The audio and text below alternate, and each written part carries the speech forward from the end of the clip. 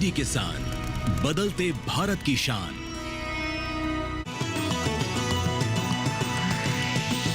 DD किसान, बदलते भारत की शान।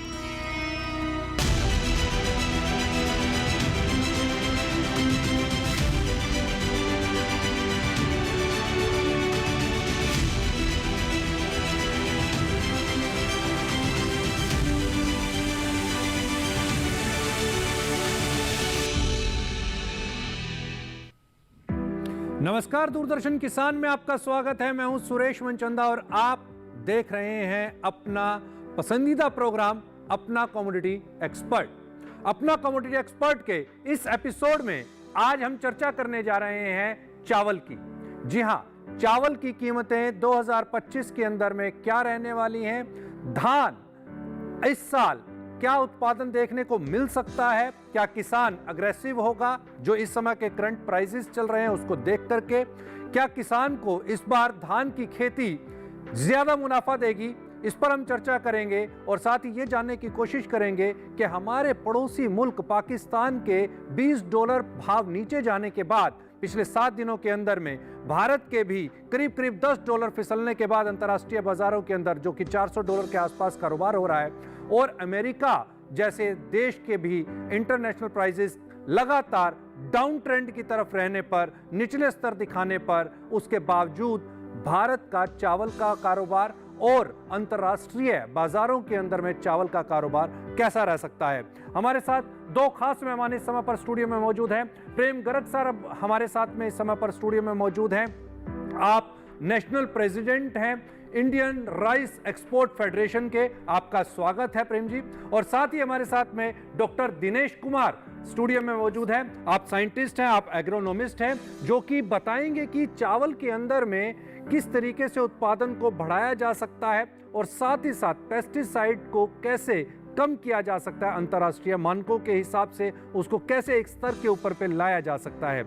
डॉक्टर साहब, सबसे डॉक्टर प्रेम आपके पास आ रहा हूं मैं। पहले इंटरनेशनल सिनेरियोज काफ़ी पिछले हफ्ते 10 दिन के अंदर में डिप हुए हैं लगातार, हालांकि ट्रेंड जो है वो माइनस की तरफ रहा है। इंटरनेशनल मार्केट्स का सिनेरियो जो है वो लगातार हमने माइनस की तरफ देखा है। ऐसे सिनेरियो के अंदर में अभी आपको भारत की चावल इंडस्ट्री, धान उगाने वाले किसान और कारोबारियों का भविष्य 2025 में क्या दिखता है? देखिए, मैं सबसे पहले कहना चाहूँगा कि हमारी जो मौजूदा गवर्नमेंट है, जिसको हम मोदी गवर्नमेंट कहेंगे, इन्होंने लास्ट ईयर 2023 के अंदर राइस के ऊपर पाबंदियां लगाई थी 20 जुलाई 2020 को, जिससे कि white rice, 100% broken rice export को बैन किया गया। फिर 20% पारबल्ड राइस के ऊपर, वाइट राइस के ऊपर भी ड्यूटी लगाई गई एक्सपोर्ट के लिए। उसकी वजह से उस दौरान के ऊपर पाकिस्तान, वियतनाम और थाईलैंड, उनको स्ट्रेट अवे बेनिफिट मिला बैन होने की वजह से, क्योंकि जो पूरे वर्ल्ड के अंदर भारत हमें अब पिछले कुछ सालों से लगभग 40% की हिस्सेदारी भारत की रही है राइस के एक्सपोर्ट के अंदर, तो जो एक अपने आप में बहुत बड़ी क्वांटिटी है। टोटल क्वांटिटी हम लोग एक्सपोर्ट करते रहे हैं लगभग 22 मिलियन टन, मीन्स लगभग 220 लाख टन, जो अपने आप में बहुत बड़ी क्वांटिटी है।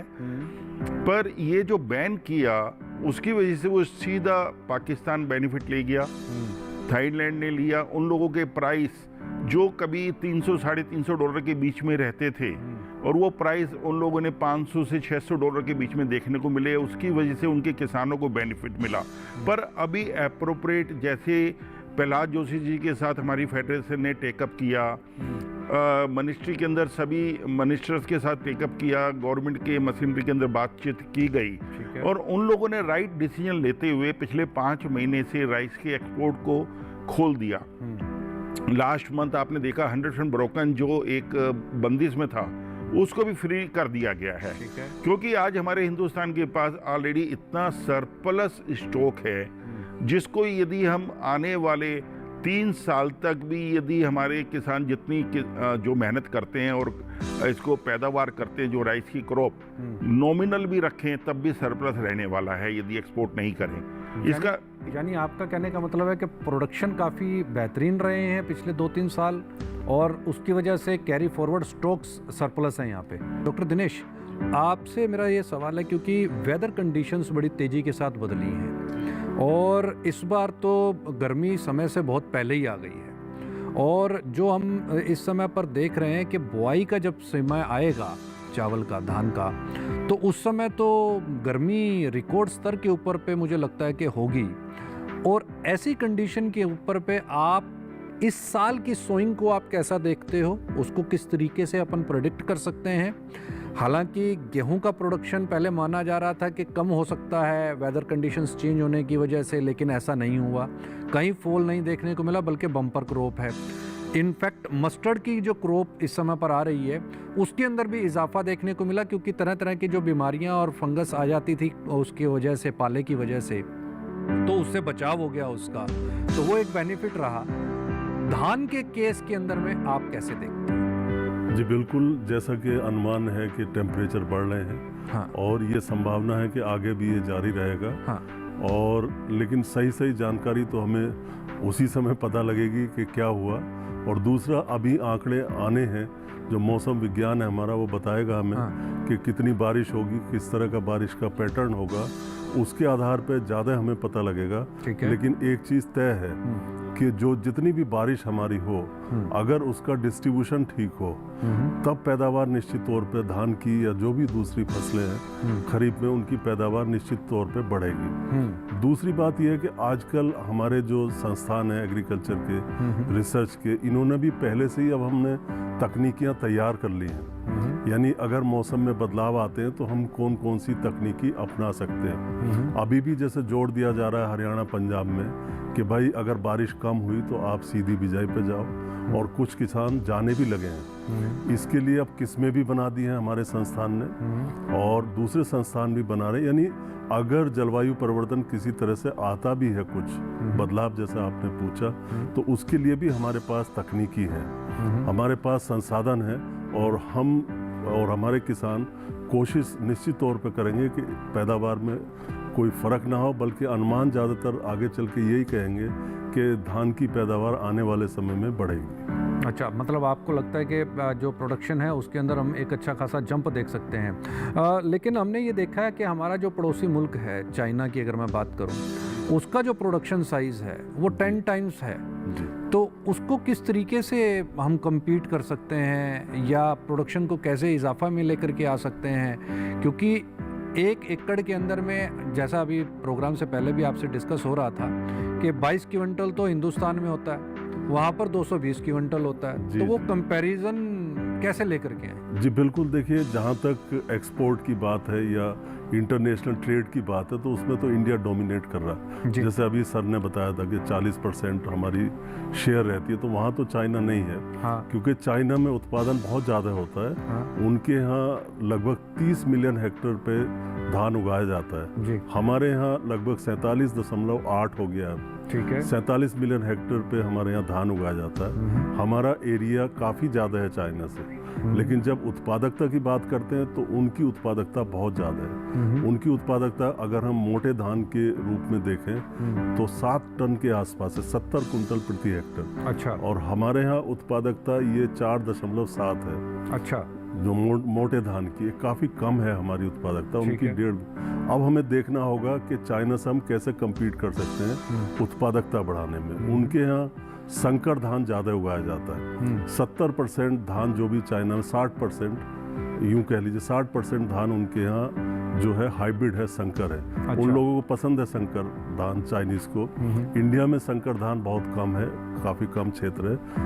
हालांकि संकर धान की पैदावार 20 से 25% ज़्यादा होती है जो हमारी दूसरी किस्में होती हैं उच्च उत्पादन देने वाली। तो इस तरह से चाइना लीड कर रहा है इसमें और इंडिया इसमें उत्पादन में पीछे है। हालांकि चाइना में कंजप्शन सारा मोस्टली वो कंजप्शन के लिए करते हैं और इंडिया में जैसे गर्ग सर बता रहे हैं कि हमारे पास एक्सपोर्ट के लिए भी काफ़ी धान उपलब्ध है, तो हमारे पास सरप्लस में रहता है। क्योंकि हमारा जितनी कंजप्शन होता है उतनी रिक्वायरमेंट पूरी होने के बाद भी हमारे पास धान रह जाता है जिसका हम एक्सपोर्ट कर सकते हैं। तो कुल मिला के यही है कि तकनीकी अगर आगे चल के उत्पादन बढ़ाना पड़े तो हम भी संकर धान की तरफ जोर दे सकते हैं, हमारे किसान भी इस तरफ दे सकते हैं। जी, वक्त हो गया यहाँ पर एक ब्रेक का। ब्रेक के तुरंत बाद लौटेंगे, ये जानने की कोशिश करेंगे कि जो नए टैरिफ्स इंप्लीमेंट किए हैं अमेरिकी सरकार ने, उसका कितना इम्पैक्ट भारत के चावल कारोबार पे दिखाई दे सकता है। आज देश का किसान बढ़ा रहा है कृषि आधारित उद्योग की ओर कदम। उसकी इस यात्रा में साथ है SBI का agri and food enterprise loan. हर प्रकार की फूड प्रोसेसिंग तथा कृषि निर्यात इकाई के लिए संपूर्ण समाधान। ये लोन उपलब्ध है 1 लाख से 100 करोड़ की धनराशि तक और इसको चुकाने की समय सीमा है अधिकतम 10 साल। क्रेडिट गारंटी कवर की सीमा तक 0 कोलेटरल सिक्योरिटी। SBI का agri and food enterprise loan बन रहा है किसान की उन्नति का आधार।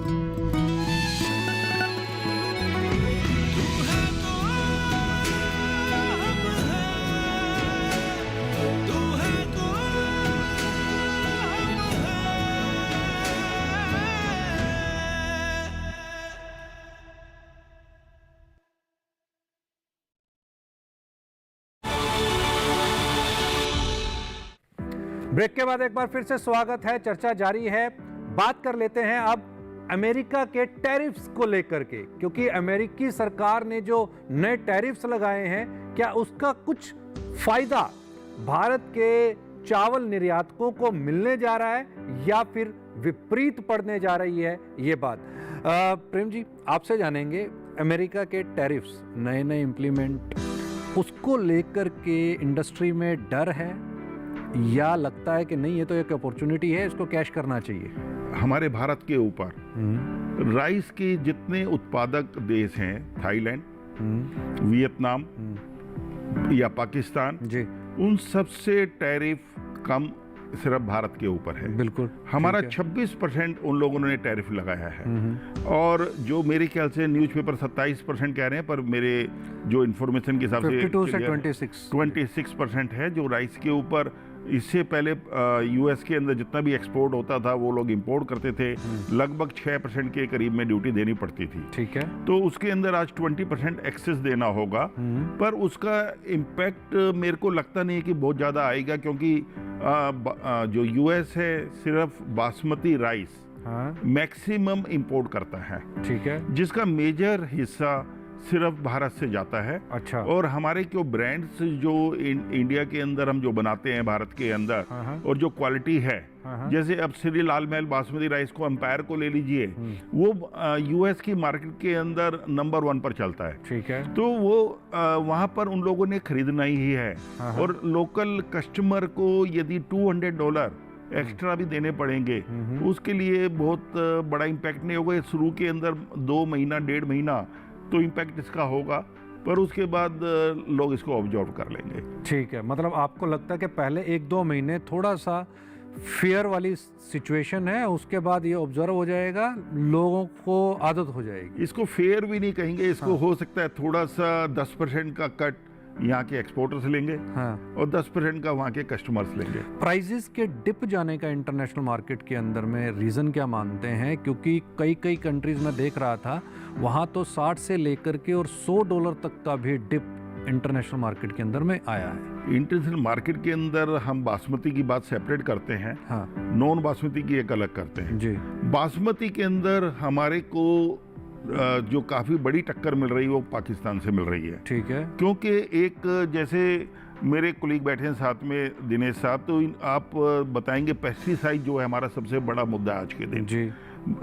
यूरोप के अंदर यदि पेस्टिसाइड फ्री हम लोग उत्पादन करें, किसानों को सही गाइडेंस दें, जितनी भी हार्मफुल पेस्टिसाइड्स हैं, ट्राइकोजोल है, इनको हम बिल्कुल नकारात्मक तरीके से यूज करने के लिए बैन कर दें हिंदुस्तान के अंदर, तो आप देखेंगे कि हम पूरी मार्केट यूरोप के भी कैप्चर कर लेंगे। अच्छा, जिसके अंदर हम नहीं चाहते कि पाकिस्तान हमारा 1% भी हिस्सा लेकर जाए। ठीक है, और इसी तरीके से यदि इसके जो बासमती के दाम गिरे हैं, क्योंकि हमारी 2 मेजर स्टेट्स हैं, मिडिल ईस्ट के अंदर ईरान, दूसरा मिडिल ईस्ट के अब सऊदी अरेबिया अब इन लोगों को भी पेस्टिसाइड के इशू आने लगे हैं। ठीक है। और धीरे धीरे उत्पादन की तरफ उनका दिमाग है कि भाई इंडिया के अंदर तो पेस्टिसाइड फ्री आएगा नहीं, तो पाकिस्तान की तरफ रुझान हो जाता है, पाकिस्तान उसका बेनिफिट उठा रहे हैं। ठीक है, तो मतलब आपको ये लगता है कि पेस्टिसाइड एक बड़ा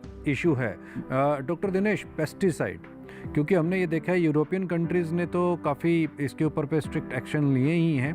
अब जैसा कि डॉक्टर प्रेम भी बता रहे हैं कि मिडल ईस्ट कंट्रीज़ जो हमारा एक बहुत बड़ा बायर है, हालांकि पाकिस्तान के मुद्दे के ऊपर पे मैं दोबारा भी आऊँगा, क्योंकि भारत की कुछ वैरायटीज़ को रीगेन करने का उसके ऊपर पे एक वो भी है, जिसका मुद्दा जो है यूरोपियन यूनियन के अंदर भी उठा है।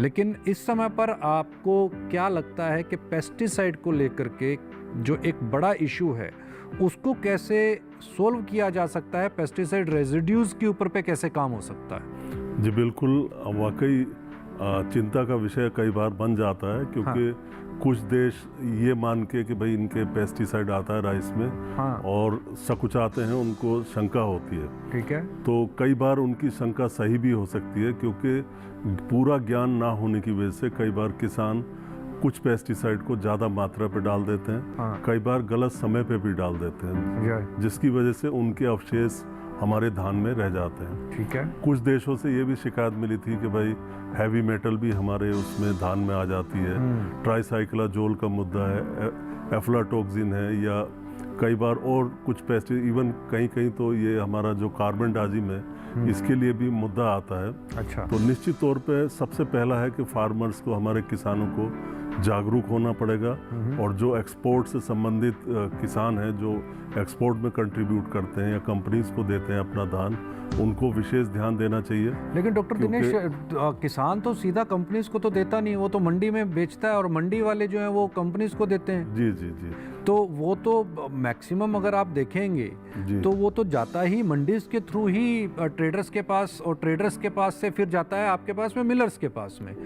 तो वो तो डायरेक्ट जो उनका बीच का जो कोरिलेशन है वो तो यहाँ पर है नहीं। वो तो ठीक है, लेकिन इंडस्ट्री के भी कुछ लोग ऐसे हैं जो आजकल कुछ कॉन्ट्रैक्ट फार्मिंग करवा के फार्मर से अपना उनको शिक्षित करते हैं और उनसे लेते हैं। ठीक है, आप भी ठीक हैं, और दोनों तरह का मिलता है मामला। लेकिन कुल मिला के अगर हम ट्राइसाइक्लाजोल की बात करें, जिसकी आपत्ति ज़्यादा आती है, यूरोप जैसे है तो वहाँ तो 0.01 ppm मिलीग्राम पर केजी राइस के हिसाब से उन्होंने लिमिट फिक्स कर दी कि इसके ऊपर नहीं होना चाहिए। जापान ये 10 ppm तक शायद मान लेता है, और अमेरिका, यूएस की जिसकी बात हो रही है वो 3 ppm तक है। तो कुल मिला के ये है कि उसको अगर डालना ही पड़े ट्राइसाइक्लाजोल को, तो कम से कम फसल कटने के 30 दिन पहले, 40 दिन पहले आप डालें। क्या इसके बिना फसल नहीं हो सकती क्या? इसके दूसरे अल्टरनेटिव है, आजकल नए नए फंजीसाइड आ गए हैं, उनकी संस्तुति भी आ चुकी है संस्थानों से।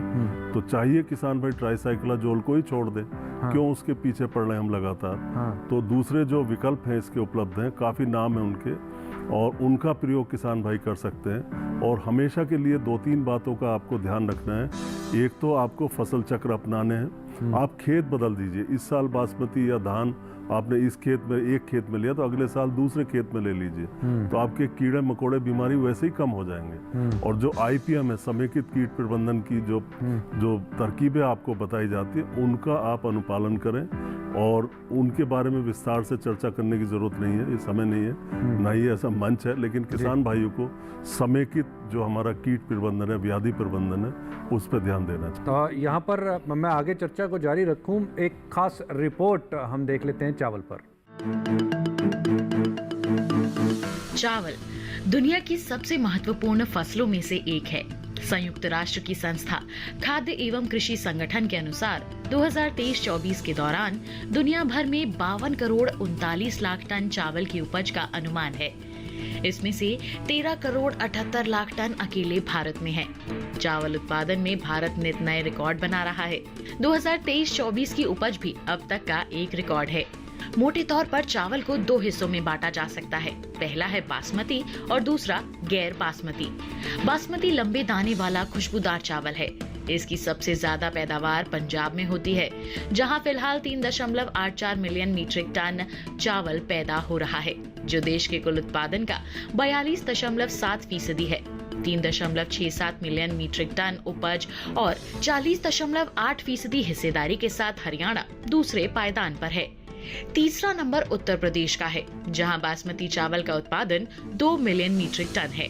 वैश्विक बाजार में भारत बासमती चावल का प्रमुख निर्यातक देश है। वित्त वर्ष 2024 के दौरान हमारे देश ने 52,42,000 मीट्रिक टन बासमती चावल का निर्यात किया, जिससे 5,837 मिलियन अमेरिकी डॉलर से भी अधिक की कमाई हुई। भारत गैर बासमती चावल का अग्रणी उत्पादक है। 2023-24 के दौरान यहां से 1 करोड़ 11 लाख मीट्रिक टन से अधिक गैर बासमती चावल का निर्यात किया है, जिससे 4,570 मिलियन डॉलर प्राप्त हुए। अगर सभी तरह के चावलों को मिला लिया जाए तो भारत में इसकी सबसे ज्यादा पैदावार पश्चिम बंगाल, उत्तर प्रदेश, पंजाब, बिहार, आंध्र प्रदेश और तमिलनाडु में होती है। इसके अलावा छत्तीसगढ़, ओडिशा, असम और कर्नाटक में भी काफी चावल उगाया जाता है। और अब वक्त हो गया एक ब्रेक का। ब्रेक के तुरंत बाद लौटेंगे, रैपिड फायर पर चलेंगे, जानने की कोशिश करेंगे इस साल चावल के दाम क्या मिल सकते हैं। कम समय में ज्यादा मुनाफा, बस एक क्लिक में, कमाल है। अनजान लिंक्स पर क्लिक मत कीजिए। आरबीआई कहता है जानकार बनिए, सतर्क रहिए। ब्रेक के बाद एक बार फिर से स्वागत है। चर्चा जारी है। जान लेते हैं रैपिड फायर के थ्रू के इस साल 2025 यानी कि कैसा जाने वाला है चावल के कारोबारियों के लिए, धान की पैदावार करने वाले किसानों के लिए। सबसे पहले डॉक्टर दिनेश आपसे, क्या देश के अंदर जो पेस्टिसाइड को लेकर के चावल इंडस्ट्री को हिट लगा है, उसको देखते हुए सरकार को पेस्टिसाइड्स तुरंत प्रभाव से बैन कर देने चाहिए? ये थोड़ा मुश्किल सवाल है, लेकिन इसमें यही है कि जो पेस्टिसाइड का प्रयोग है वो मिनिमम करना है। आईपीएम, जैसे मैं बार बार कह रहा हूँ, आईपीएम को अपनाना है। खास करके जो हम अधिक पैदावार देने वाली किस्में, उनमें समस्याएं ज़्यादा आती हैं। दूसरी तरफ हमें ये भी ध्यान देना है कि जैविक खेती के माध्यम से नेचुरल फार्मिंग भी आजकल चल रही है। हम धान को उगाएं, बासमती को उगाएं, तो इससे क्या होगा, किसान भाइयों की आमदनी बढ़ सकती है। जैविक विधि से बासमती करने से, मेरा अपना अनुभव है बहुत सालों का, बड़े आसानी से आप अच्छी पैदावार ले सकते हैं।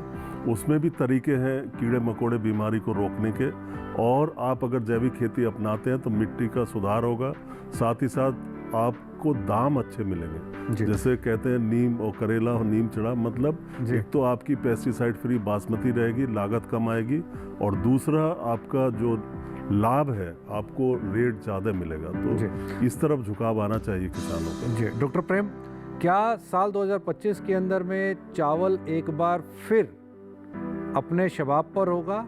क्या भाव क्या देखते हैं आप ऊपर की तरफ? देखिए, ऊपर की तरफ 2025 के अंदर चावल के दाम बहुत बढ़ने की उम्मीद नहीं है। वाइट राइस के अंदर जो 25% ब्रोकन राइस है इंटरनेशनल मार्केट में, जल्दी ही 330-340 डॉलर पर टन हिंदुस्तान से देखने को मिलेगा। अच्छा। क्योंकि आज यदि म्यांमार की बात करें, म्यांमार के अंदर आज आप यहाँ से डिप देख रहे हैं?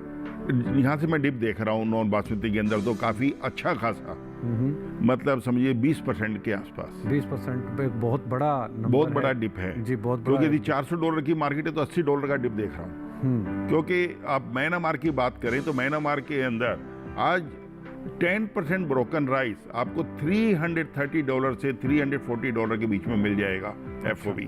ओके, तो इसीलिए आपको लगता है कि जो बायर है वो वहाँ शिफ्ट हो सकता है? बायर शिफ्ट हो सकता नहीं है, हो रहा है। अच्छा। ऑलरेडी बायर दूसरी कंट्री से परचेज कर रहे हैं। हमारे यदि पोर्ट्स के ऊपर आप देखें, जैसे एक्सपोर्ट खुला था उस टाइम कर, आज जो मेजर पोर्ट्स हैं हिंदुस्तान से, कांडला, काकीनेडा, वाईजैक, चेन्नई, मुंबई, इन 5 पोर्ट से और मुंद्रा पोर्ट से कंटेनराइज शिपमेंट होती हैं, और इन सभी जगह वेटिंग थी। वेसल्स 8 से 10 वेसल एट ए टाइम लगे हुए थे। महीने का हम लोग लगभग 2 मिलियन टन एक्सपोर्ट कर रहे थे। अभी वो घटकर सीधा 7-8 लाख टन, और सभी जगह डिमांड बहुत कम है। आज बायर ड्रिवन मार्केट है। ठीक है। सेलर्स मार्केट नहीं है। सेलर्स मार्केट नहीं है। डॉक्टर दिनेश, क्या आपको लगता है कि जिस तरीके से एथनॉल के अंदर में राइस का यूटिलाइजेशन बढ़ रहा है, वो कहीं किसानों को और ज़्यादा प्राइस देने में सक्षम रहेगा? निश्चित तौर पे अगर किसी भी प्रोडक्ट का वैल्यू एडिशन होता है, डाइवर्सिफिकेशन होता है, तो किसानों को फ़ायदा मिलना चाहिए।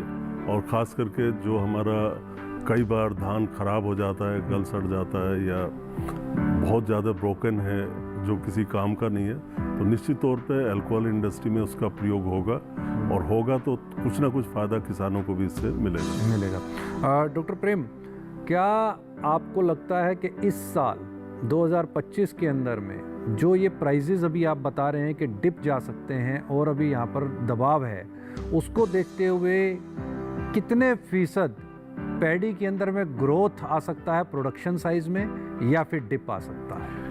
ये प्रोडक्शन साइड के अंदर तो डिप नहीं आएगा इस साल। प्रोडक्शन तो अच्छी होगी, क्योंकि जो मानसून के भी जो आगे के एस्टिमेट्स हैं, मुझे लगता है कि हमारे अपने Indian rice exporter federation IRF ने भी एक सर्वे कराया है अभी, तो उसके हिसाब से हमारे को लगता है कि क्रॉप तो नेक्स्ट ईयर जो आने वाली है वो भी बम्पर क्रॉप आएगी। और उसके बाद यदि उसके दाम, यदि किसान को, यदि गवर्नमेंट जैसे सपोर्ट, हमारे यहाँ तो एक बहुत अच्छी स्कीम है गवर्नमेंट की कि गवर्नमेंट इसको खरीदती है पैडी को मंडियों के अंदर, जिससे किसान को डायरेक्टली मार नहीं पड़ती, तो जिससे उसका तो एक लेवल बना रहेगा, किसानों को तो प्राइस अपना मिलेगा। पर इसके अंदर एक्सपोर्टर्स को संभल कर करने की ज़रूरत है कि जितने के उसके हाथ में ऑर्डर हों उतना ही बिजनेस को कर चले, कैरी फॉरवर्ड बहुत बड़े शौक्स को लेकर ना चले। आप दोनों खास मेहमानों का बहुत बहुत धन्यवाद, आप स्टूडियो में आए इसके लिए बहुत बहुत शुक्रिया। अब वक्त हो गया है सवालों और जवाबों का।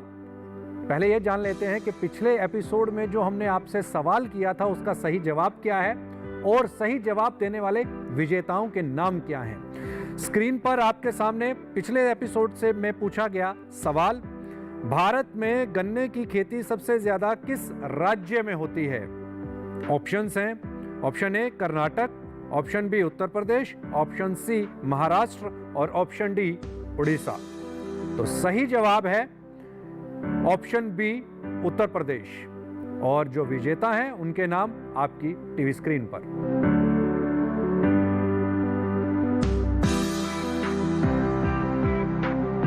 और अब वक्त हो गया है आज के एपिसोड का सवाल, और उसके जवाब आप दीजिएगा अगले 24 घंटे के अंदर अंदर। पहले सवाल आप जान लीजिए। आज के एपिसोड का जो सवाल है वो है, भारत के किस राज्य में बासमती चावल की सबसे ज्यादा पैदावार होती है? ऑप्शंस हैं, option A Uttar Pradesh, option B Punjab, option C Haryana और ऑप्शन डी तमिलनाडु। और आपने इस सवाल का जो जवाब देना है वो शुक्रवार रात 9 बजे से शनिवार रात 9 बजे के बीच, यानी कि 24 घंटे के अंदर देना है। तो तुरंत अपना मोबाइल उठाइए, लैपटॉप खोलिए, सिस्टम ऑन कीजिए और हमें मेल कर दीजिए अपना commodityexpert@gmail.com पर। और जैसा कि डॉक्टर प्रेम ने बताया कि अभी का जो अगले 2-3 महीने का जो सिनेरियो दिखता है वो नीचे का दिखता है। 20% तक चावल के प्राइसेस स्लिप हो सकते हैं। तो जो स्टॉकिस्ट हैं, जिनके पास में स्टॉक रखा है, संभल करके काम करें। और जहां तक वेदर की कंडीशंस जो चेंज हो रही हैं, जैसा कि डॉक्टर दिनेश ने बताया कि इसका बहुत ज़्यादा इम्पैक्ट अभी फ़िलहाल दिखाई नहीं देता, उत्पादन इस साल भी बेहतरीन हो सकता है। कहीं मत जाइए, देखते रहिए दूरदर्शन किसान, क्योंकि इसी तरह की जानकारियों का सिलसिला बदस्तूर जारी है।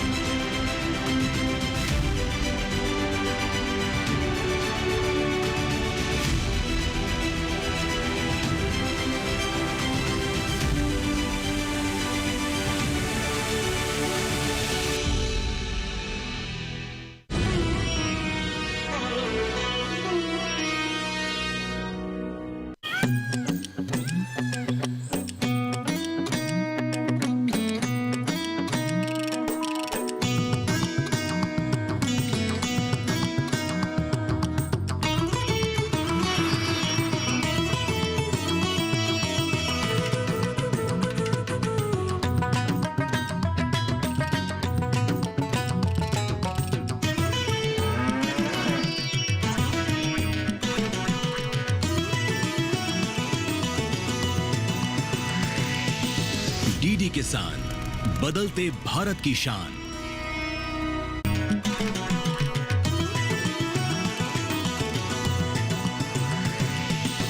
डीडी किसान, बदलते भारत की शान।